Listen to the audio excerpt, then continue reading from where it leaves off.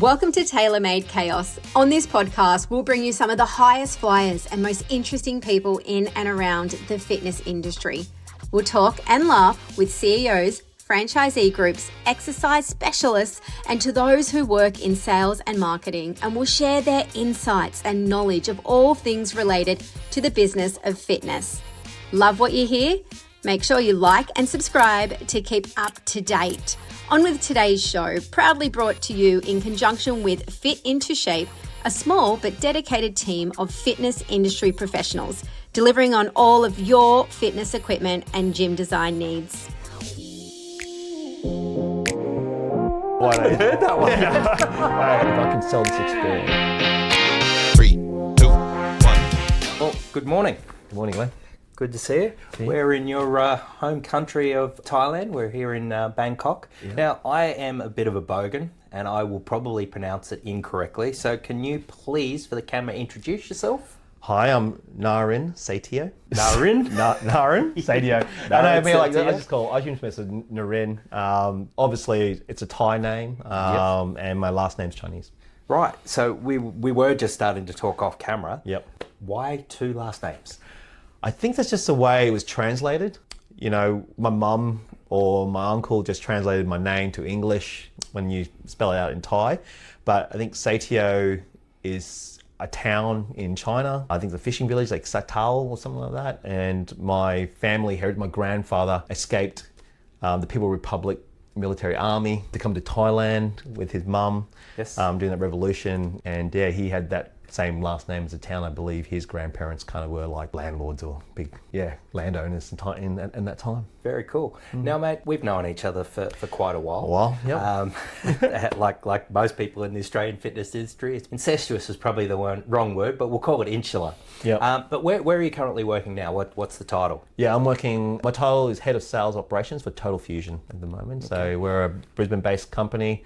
Yep. We finally have our 6th club in Melbourne. Been around since 2017, pretty much. Yeah. So I know this isn't the Today Show in Melbourne, but this is your first podcast. It is my first podcast. Thank you for coming on and choosing to do it here. Thanks, so, mate, tell me, for those who don't know, who probably live under a rock, tell us a little bit about Total Fusion. You know, what's the ethos of the brand? How's it evolved? Absolutely. Leon and Michelle McNeese are the founders of Total Fusion. Yep. They wanted to create, I guess, a full holistic approach to training. I mean, they wanted to create something that was inspiring that they would train into. We started off in boutique classes and studios only. At Chermside was our first site with 5 rooms dedicated to yoga, reformer Pilates, our fusion room, which is a mat work Pilates with barefoot workouts, functional space and cycle space. So we focus on the boutique experience of those classrooms, so those class modalities. And we're up in Chermside,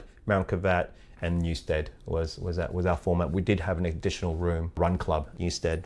I came in the company in 2019, met with Ben McNeese, their son, and they talked about the future and the vision of where they want to take Total Fusion, which was, naturally the gym floor, because Leon has been in the industry for 40 plus years, I believe.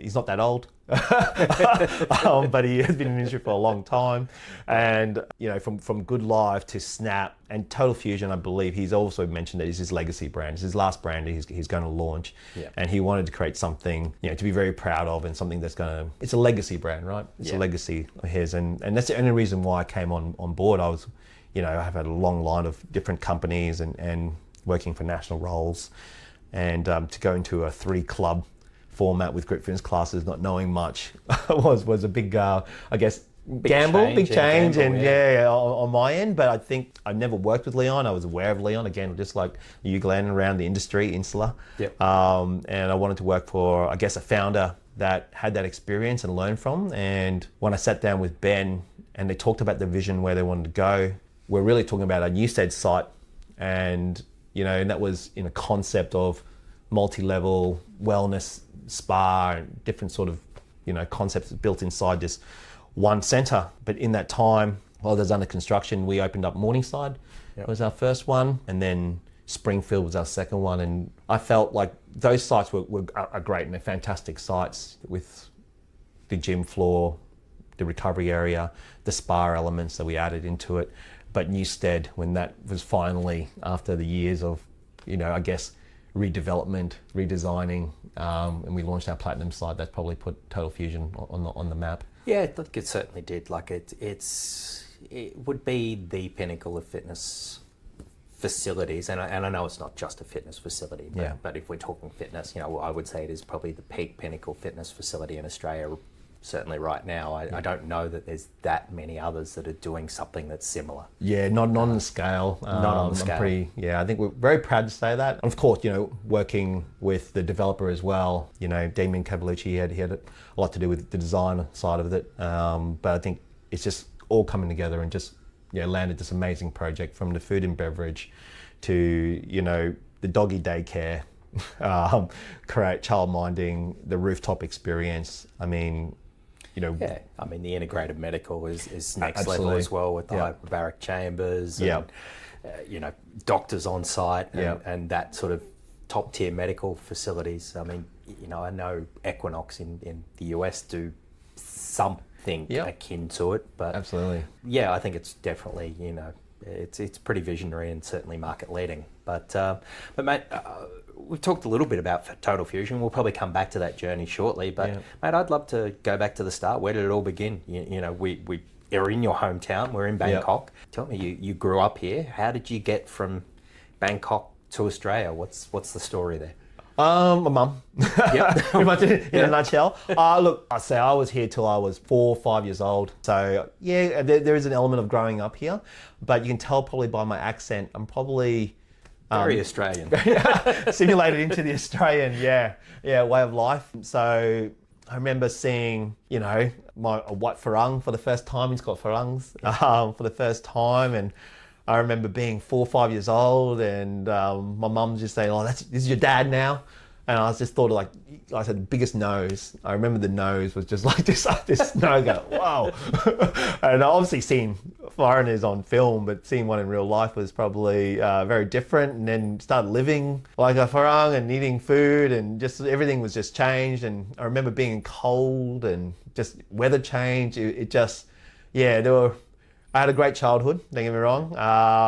So where did you grow up? In Brisbane? In Brisbane. Yeah, our first stopover was Adelaide. I think that was a mistake on I call my dad, side. He took, us Bangkok people to Adelaide, and I think middle of winter. It's a super big change. It was a super big change. I remember having a fireplace and seeing a house, obviously the size of the house was probably something that set me back. Like our house was probably the size, of this room, pretty much. There would be like 8 of us sleeping on the floor in this room, and I mean 8 of us, obviously with the kids and stuff like that. But and it was just a big culture shock and change to pull a kid out. But did my education. My dad was an Orthodox Russian, so growing up in a household where it's pretty strict, and but he was chemical engineer. He was designing he was very, very educated, very smart man. So you did your schooling in Queensland, basically. You were in Adelaide for a little bit, mostly grew up in Queensland. Yes, Adelaide for about 6 months. Yeah, okay. So we'll call you, do you follow the state origin? Yeah, I'm a Queenslander, There you go. Yeah, I'm a Queenslander. Thank you, That's what I want. I knew there was a reason why you was on the show today. Oh, man, met a couple of New South Wales people earlier. Sorry. Let's not talk to them. State of origin coming up very shortly. By the time this goes to air, hopefully Queensland's taken another victory. Absolutely. So, so you grew up in Queensland. Were you much into sports? Not at first. I think I was very, I guess, it's like growing up in the 80s, 84, I believe, is when we landed. It was a Sir Joe Peterson type run state. And for those who don't know what I'm talking about, I guess it was very conservative state then. There was probably myself, my sister, and one other family person that was of ethnic background. So we're in the north side of Brisbane, a little suburb called McDowell Primary School. So I spent a lot of time just probably on my own. As a kid, didn't really play sport. Learning English, obviously enjoyed maths, but I didn't find sport until probably in my high school. Yeah, okay. I think you touch on something kind of important there, but a lot of people now second generation Aussies or, Yep. or however you want to sort of term it. Did you find it hard? Like, were you picked on for being different? Did you find, white Australians to be racist or? Oh, it's not everyone. I guess. Yeah, well, I guess it happens less and less so. And it's funny, I was talking to my daughter, she has a term, she calls herself a Asian, which is the new term they call themselves. A white Asian. Heard that one. Yeah. I like it. Yeah, I like it too. I thought it was pretty funny. I might add it to my vernacular of inappropriate words to use. So. Well, I guess she's claimed it, but maybe a trend. But it was difficult. It was I guess for a young 5, 6 primary school age. Yes, kids can be mean. Kids can be nasty. They still are, right? Yeah, I think that's different that's not going things to now. change. I think it doesn't matter what you look like or feel like. I think kids are just going to be that sort of way. It's probably more, for me, it was probably more confronting when, you're walking down the street and someone just yells something at you in the car, or you're not expecting that. It's different when you're on a playground and you see these kids, because someone says something to you, you're face to face, right? Yeah. You can deal with it then. But it's when they drive past, or you're at somewhere in the street randomly and someone walks by and gives a remark. That's probably when it was probably more confronting. It's like when you weren't expecting it. Yeah. I felt so, not like you expected it every day at school, but you knew the kid that was a bully. So Kids were bullies in school, right? Yeah. So They would find anything that people were different for. So absolutely, but it got less and less. It became. It became pretty much cool to be ethnic as well, and it depends on your circle you hang around with. Yep. You gravitate to your people. But it's probably controversial. I probably believe in simularization more than multiculturalism, as such, as in I believe that yes, there are some form of multiculturalism that's important, but I think you got to adapt you got to simulate yourself into the culture. I think I love my sport. I was, once I hit high school, I was kicking the footy around. I was bowling the cricket, Shane Warne, I was trying to do a leg spin, leg spinner, and then talk a bit of trash, while you're playing cricket, a bit of sledging, like I'm all for it. So it became easier as, I guess, sport. It was, sport that probably connected me, because I was, once I hit puberty and got sport, I guess I had mates that were playing sport, and it didn't matter as long as you can play. Yeah. And I think we had that banter, and my mates now, they don't see me as, I don't see myself probably as a foreigner. I just see myself as an Aussie. Yeah, well, and I think, the culture in Australia has changed so much. So you got into sport, you're a leggy, you like cricket. Yeah. No, I wasn't a leggy, but I tried leggy. And what happened from there? Did you graduate year 10, year 12? Where did you go to uni? What was the... I went to grade 11. Straight into the workforce. And went to hospitality first and foremost. Yep. I was a dishwasher to start off my career, then moved into a cook. Did a little bit of apprentice chefing for a couple of years, and then moved into waitering and service, so the front house of a restaurant. Yeah. That was my favourite, I guess. I could do it all. I always pride myself in learning everything, wearing multiple hats. But then I got a sales gig. It was a traineeship at a full-time at the wool store. I don't know if you remember the wool store at all. Oh, I do remember the wool store. Yeah, furniture. I was in the bedding department, and it was a traineeship to do sales. And it was an Indian guy named D'Souza, and a French-Egyptian gentleman named John that took me under. And the traineeship, so if you guys know, traineeship back then was me putting together beds and unpacking beds that were sold. I wasn't on the floor, I didn't sell anything. I was just dismantling beds, putting slats together, putting them on the back of trucks, taking them off trucks.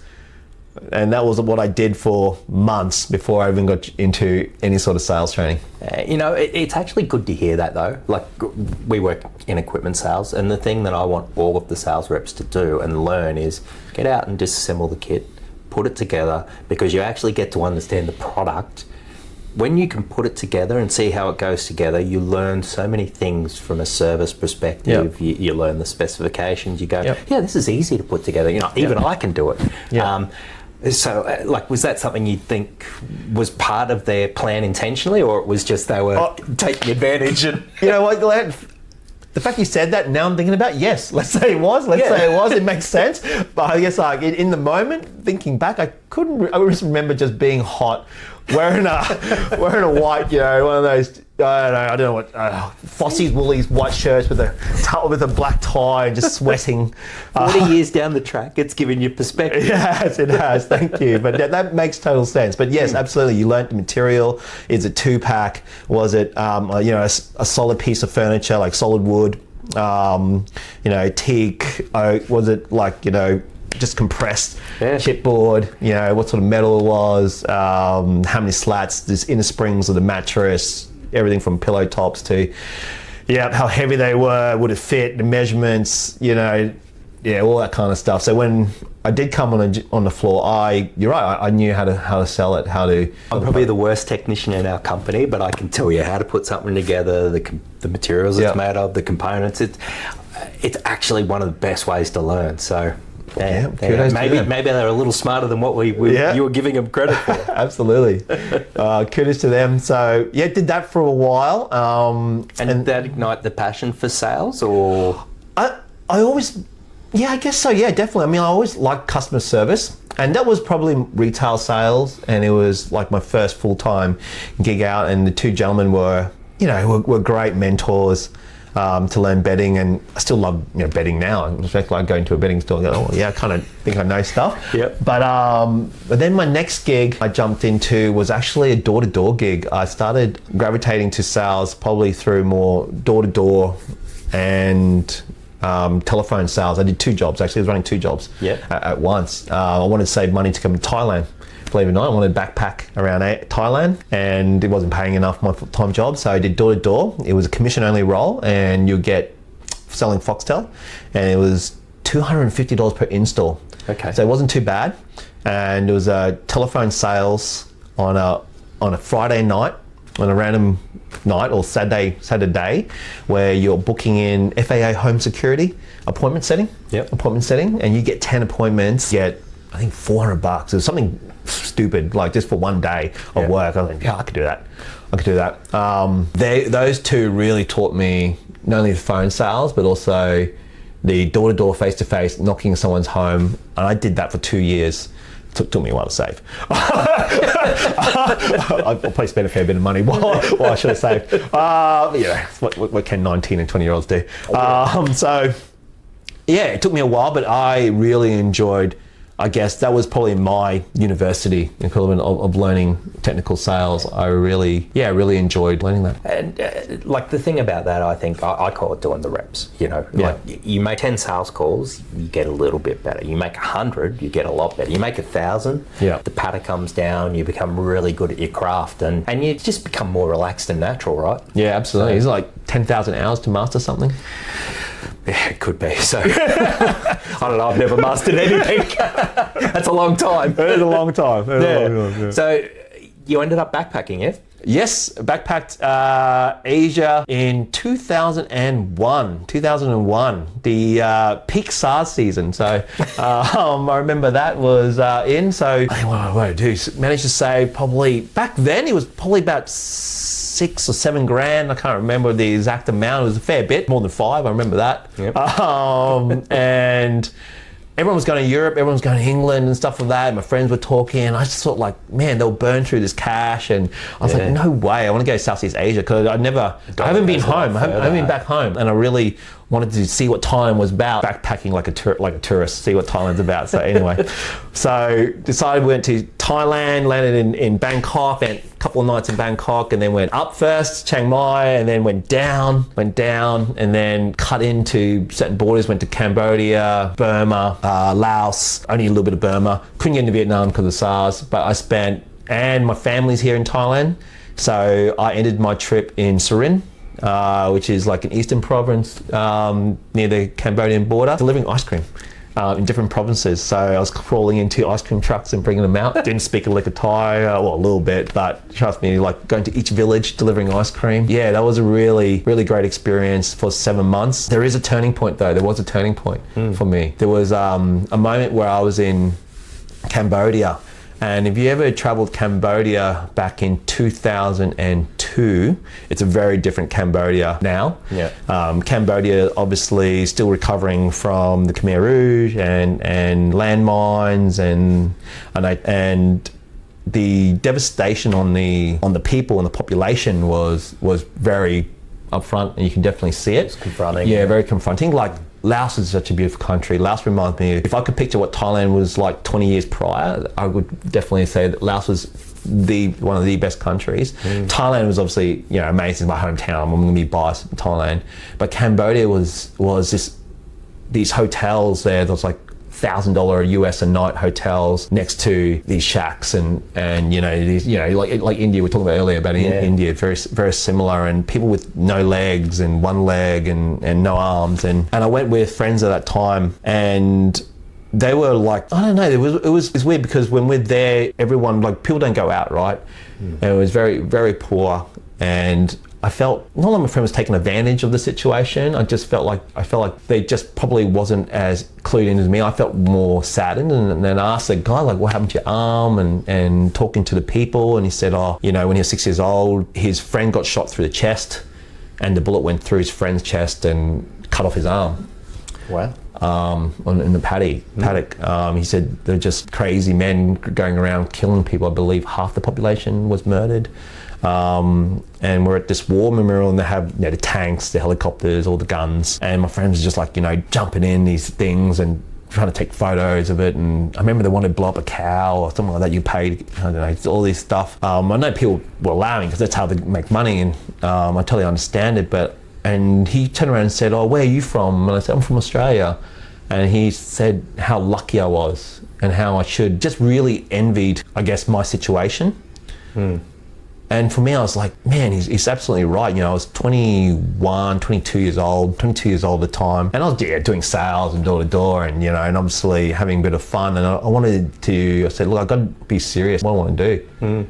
So you learned a lot from that trip then. I did. It put you on a path to where you wanted to go. Yeah, I think it did. And that's how I found the fitness industry. But I think, I came back, I was broke. First thing you do at that age when you're broke, you go to Centrelink. No. So was it? No, I did go there, but I was back then. You had the computer, and you can apply for jobs at Centrelink and all that kind of stuff. And I rang up my friends, and there was a job going in the gym in Ebervale. And he said, "Oh, we're looking for a salesperson." I was like, "Mate, that's me." Telephone sales, door to door. That's me. Boom. So. Went to, did an interview at Zest Health Clubs in 2002 with my, it was Richie Fatapi. I think he works for Techno now. Oh, Richie, right. Shouting out to Richie Fatapi. And I had no idea about gyms. I mean, I've joined a gym and then never went like anyone else and cancelled later on. Went there and it was a true call center. And I was like, oh, I can do this. Yeah, I could definitely do this. And I felt it was... Zest was South African owned, and they were very, again, I'm not huge on the history of it, but they it's Healthland. And then they rebranded to Zest, and they still possessed a lot of those, cold calling, call center type things. Obviously, the industry's evolved a lot since then. Absolutely, So it was a natural place for you to end up, though, yeah? It was, very, very natural. It had to do with sales, and it was... 3-wall chicken wire fence. I think like Ebervale had that sort of reputation. No aircon. Fitness had carpet. Crazy. Crazy. It was a Cal Gym gear, that white Cal Gym gear, you remember, and I just found it pretty natural coming from what I did. But what also gravitated to was, because back then there was a lot of people and a bit of high turnover, and they had different managers, a lot of opportunity that came around, and I gravitated I wanted to be a manager, and not because that I wanted the salary and that. I wanted to manage because I felt like I had something to offer and give, and I really enjoyed the industry. I remember mum telling me what's in the fitness industry? Join the army or do something different. And I was like, no, I really liked this industry. I really enjoyed it. So, behind reception at peak time was probably my favorite time. I would generate leads, and I'll be on the desk as well. I'll cover breaks on a desk. If the floor needed cleaning, you grab that bucket and you go into the thing and you do the cleaning, you do the work, and done all the jobs, in the gym. But I just really enjoyed the environment and enjoyed the people, and obviously enjoyed working out. So yeah, just eventually became a fitness junkie. Yeah, became a fitness junkie, and just worked through from that, from MC to sales manager, and the journey went on. Yeah. So what was sort of the next progression? Because obviously Zest doesn't exist anymore. What was sort of the outcome from there? The club ended up getting bought out, didn't it? By Leon. Yeah. Oh, there you go. Leon McNeese. Yeah, Right. he bought half the Zest assets. The other half went to All Sports, the Bowmans. Right. Yeah. Now you see, you're bringing back some good history here. Yeah, absolutely. So where did you go? You stayed. I stayed with the Bowmans at that time. So Leon was, and again, I only met Leon in passing, and that was like he was in Good Life then, launching his Good Life. I stayed with the Bowmans. That didn't last long. So, but what it did give me was an opportunity to learn how to close down gyms and brands. We're closing them down. We're looking at data. It's a pretty challenging time, but I don't really. I look back on it, it was such a great development for myself. Like just being part of that board, seeing, we're trying to, obviously we built one club, we launched one club, we're closing down our other clubs. So just experiencing that, and then selling the business as well. So being part of that sale was a great learning experience for someone my age. I went into contract, like consulting work, went to Genesis for a bit, Greg Oliver there. Okay. So met Greg Oliver, who's at Fitness Lifestyle Group now at Genesis, and when he went over to Good Life, I kind of went over to Good Life. Okay. And so Greg was someone who was fairly influential then in your career, or it was just a matter of timing? It's just a matter of timing, I think. Okay. Yeah. But I know Greg, and he had a calming demeanour, obviously. I haven't worked really closely with Greg. I just know of Greg, and it was just, when he was the CEO of, obviously, Genesis, and then when he was Good Life, then I'll try that brand, and worked with Good Life brand, and then I was with Good Life for years before I jumped ship to Total Fusion. Yeah. So talk to me a little bit about Good Life, because obviously, in its time, and we're talking that sort of early 2000s, like 2005 through to 2015. Yeah. I mean, it was probably what you would call the pinnacle of fitness when Leon sold out of that. Yeah. Well, Leon and Darren sold out, and then it went to the venture capital group. They injected a lot of cash, and what had started as a good medium-sized business grew exponentially, and you were, part of that growth. I was probably more the tail end, because I've never actually worked with Leon prior. So Leon's pretty much exited Good Life, and that's when I came. No offense to Leon, he's aware of the story. He's aware of the story. So so I was like we kind of just swapped. Leon went in and he had a year off, and then launched Snap. Obviously afterwards. So I kind of joined Good Life around the 24/7 revolution. I guess I had the 24/7 clubs. Chermside was the first one. I was there to launch the 24/7. I remember being part of that process and launching that. It was, again, I think CJ was my state manager at the time. She caught up with me for a coffee and said, look, I want you to be part of this.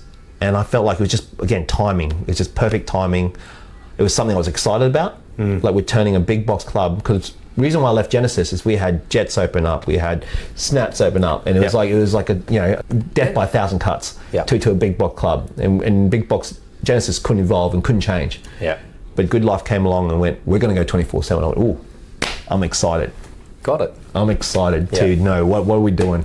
So a lot of it was obviously compliance, being part of a public listed company, learning compliance, but also the execution and getting a team ready. I remember dressing up in our pajamas, doing pre-sales, selling memberships, saying we're going to be open all night, and so it was probably, I think Greg told me it was the biggest relaunch of a brand that he's done, and I believe the company never made more money from going 24/7 than Greg. So it was a great experience, and from that, I think from that successful launch, I got more opportunities at Good Life for such a large company, and got into regional roles and more state and national roles from there. So you were there until 2019, and you obviously progressed a lot through your career. Why depart such a big and successful organisation? What was it that appealed to you about going to a much smaller opportunity? Again, I think it's just timing, man. Everything works out for a reason. I think regardless, things happen to you or things can happen for you. And I think it was just a moment of happening for me. I remember really time, Good Life was going through changes. We just acquired Go Health Clubs. We had a new CEO, and there was opportunities, and I went for an opportunity, and I didn't get it. And at the time, I have to say, I was shattered, and I put a lot in the company, and I thought, I was ready for this move. Yeah. And when it didn't come along, I guess it made me look at other opportunities. It made me look elsewhere. And I just saw an ad about Total Fusion. I was aware Total Fusion obviously been around for a couple of years. It was our Chermside site, but knew nothing. I knew it was classes, and I knew it was Leon. That's about it. And they advertised. I think they advertised maybe a national sales manager role. I wasn't quite sure. And my first line was everything affects sales. My first line in my cover letter, and then obviously wrote other stuff after that. That was my first line. And I think once I met with Ben, it was like a month process. Yep. And I just said, look, I don't know much about your product. I was very honest. And I said, look, I would love to experience your product. And the first class I ever did was a barefoot boot camp. I was like, what the heck's a barefoot boot camp? Okay. Yeah. What is a barefoot boot camp? Well, what barefoot boot camp is it's almost like a Pilates. It's a functional barefoot workout under heat. Yep. With kettlebells and functional movements and cardio at the time. Very cool. And trust me, I know that now. I did not know that at the time. And I have to tell you, it was, wow, what a class to pick on your first one. It was a very challenging class, but I felt great afterwards. I've never worked under heat before. I mean, you heard of Bikram yoga and all that kind of stuff, but I've never worked under heat before, so I didn't know what to expect. And the experience was like the instructor would, set intention at the very start and appreciate like why you're here, why you're in the space. And then middle of the class, the room would go red, and it was just like, and your music will heat up, and your adrenaline started going, okay, this is hard, this is visually. And then at the end is like when it's all done and the room's cooling and you've done this work, and she starts talking about being reflective and being appreciate what your body's done, and just really set that mind. I was like, wow, this is a very different experience, right? Like, and I did another class. I think my next class was a boxing class, and did the same thing. They talked about your intentions, and then they did cycle. I rang Ben and went, this is all by design. This is by design. I worked it out after, like, this is by design. This is how they choreograph their classes. This is all executed that way, and without knowing anything. And I think that's what kind of won me. I know they had other people apply for the role, and I think that's probably what won me over, is just my ability. I guess I just observed and absorbed myself in it, and obviously sharing the vision of where they wanted to go. I felt excited again. I felt like I can do this. So just redesign the sales process to exactly what I experienced. I looked into the end user and understood like what am I experiencing? How do those personas experience it? How do we sell this and package this up? And given the rise of all boutique, studios at that time were doing such a great job in the F45s, all those boutique studios were doing such a great job. I felt our product deserved, that sort of value proposition. Yeah. And volume. We could do this on this volume, knowing that I had to separate what we're doing now to the future, because the future we're only going to add to it. But if I can sell this experience and sell this from end to end on a persona, and I had to do it from the first initial conversation, as part of your sales process, that first experience is your pitch, your tone. How are you going to, when they come in, like, giving them a coffee, giving them a drink, sitting them down, and you had to making sure that the whole team understands that experience in the classroom, and what that experience in the classroom has to resonate throughout all our touch points. Yeah. So look, 7 years, fast forwarded into the future, we're in 2026. What do you see as the next sort of evolution for the group? Is it, more of the same? Is it, doing more facilities, or is it really focusing on that adjustment now that includes a lot more wellness, a lot more recovery? Like where do you see the path, not just for Total Fusion, but the industry as it goes forward? Well, it's a good one. The industry is probably, we're obviously at a conference now, and we're talking about where the industry is going. And Ross just had a great keynote speaker up talking about pharmaceuticals and AI, and that's going to be a buzzword for a while. The next while, yeah. Next while.